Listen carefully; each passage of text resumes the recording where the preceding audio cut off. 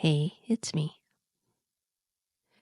There's a strange idea in our world that if you're unhappy, there must be something wrong with you. Like unhappiness is a flaw, a sickness to be fixed or ignored.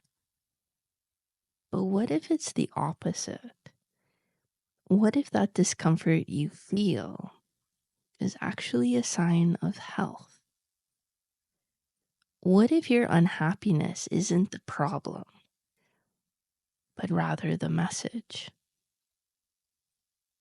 You see, when we're out of alignment with our truth, our soul speaks to us, and it often speaks through discomfort, through anxiety, sadness, restlessness, or even physical symptoms. That inner tension is not defect.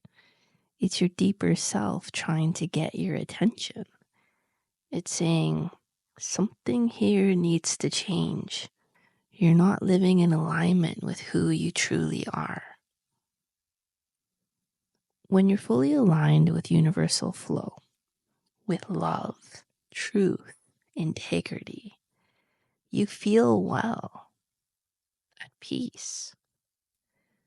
But when your choices and beliefs stray from that, your real self won't just sit quietly. It pushes back, and that push feels like pain. So, instead of resisting it, what if you pause to ask, what truth is this pain pointing to? Now, some people feel this push more than others. The more awake your soul is, the louder the message becomes when you're off course. You'll feel it as guilt, unease, doubt. That's actually a sign of spiritual sensitivity. But if your real self is deeply buried, you could go years, even lifetimes, without feeling that discomfort. You might even feel fine while feeding unhealthy patterns.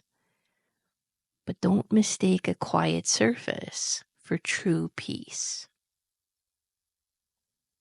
Often, we're taught to treat symptoms instead of listening to them. We're told to adapt to our unhappiness, to grow up, to stop being so sensitive.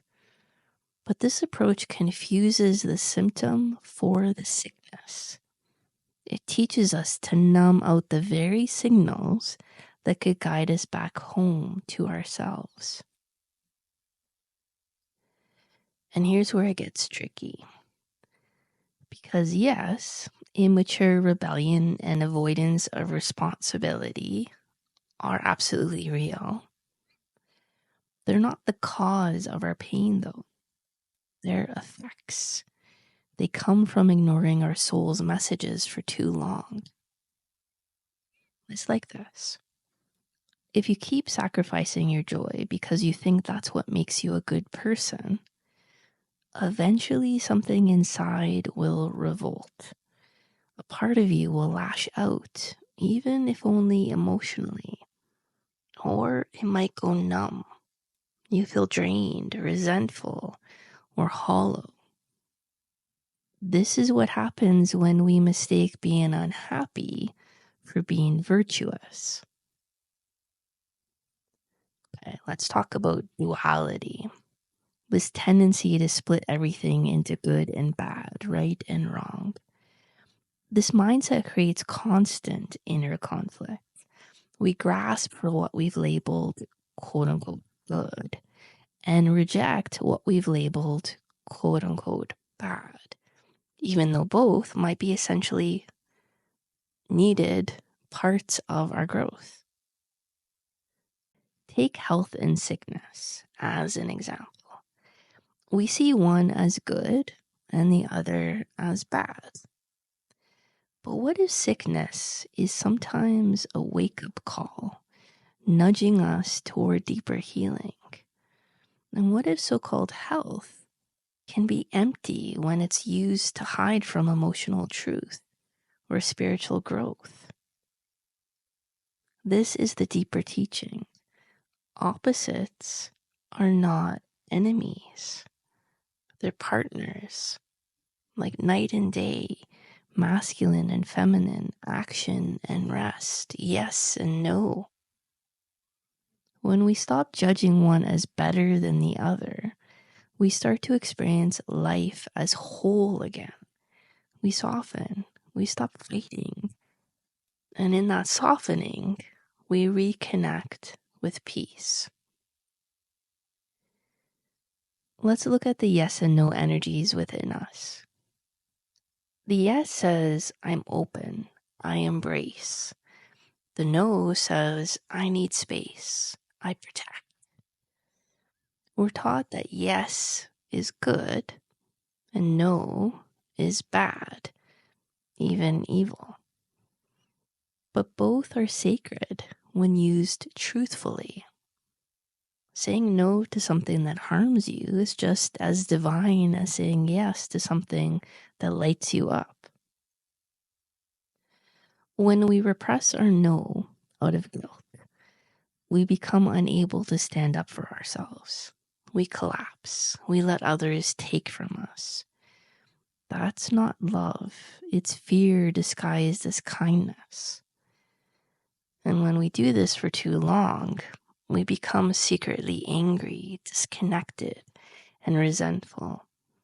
We can't love others truly when we're not rooted in our own truth. Nowhere is this duality more misunderstood than in the concept of selfishness. We're told that selfishness is bad and unselfishness is good. But the truth is more nuanced. Healthy selfishness honors your right to be happy, to grow, to evolve.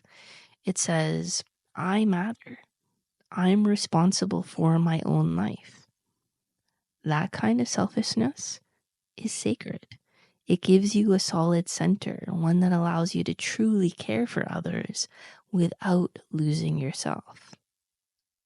Now, on the flip side, unhealthy unselfishness can actually be a disguise. It often masks fear of rejection, of disapproval, of owning our needs. So we sacrifice ourselves, hoping to be loved in return. But what we're really doing is creating imbalance. And imbalance breeds resentment. The more we deny ourselves in the name of being good, the more hidden rage builds beneath the surface until it explodes or we shut down entirely. Here's the real secret. When selfishness and unselfishness are balanced, when the self is recognized as sacred but not superior, love becomes effortless. Giving becomes joyful, and you stop needing others to validate your worth. In this state, you realize that what's truly good for you will never harm someone else's soul. Your truth, your joy, your healthy self-interest will always align with the highest good of all, even if it disrupts someone's ego or expectations.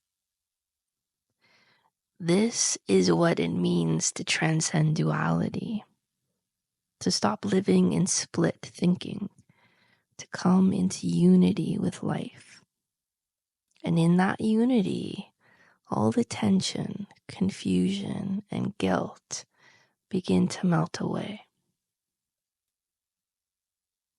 So I invite you to ask yourself, what truly makes me happy? And when you answer honestly, you'll see it's always something that expands love for yourself and for others. Let that be your compass. Love you. Connect soon.